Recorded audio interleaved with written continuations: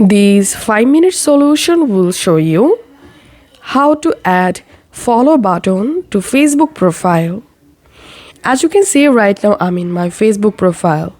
I'm going to tapping on this three dot and tapping on view as. And as you can see, currently here is add friend button. But now we will add follow button and remove this add friend button from our Facebook profile. To do it, first of all, we need to turn on professional mode.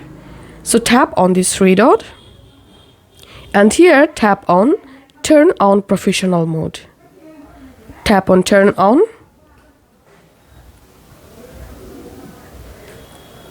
Once you turn on professional mode, go back from here and now tap on menu and tap on settings and privacy. Tap on settings and here scroll down under audience and visibility, tap on how people find and contact you.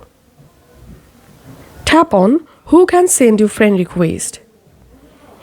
And here you have to select friends of friends. And after quickly doing it, I'm going to my Facebook profile and reloading it. Tapping on this three dot.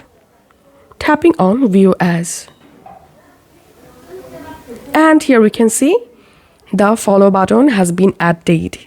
So this is how we can add follow button to Facebook profile. If this video helped you out, please leave a like and leave a comment down below. Thank you for watching.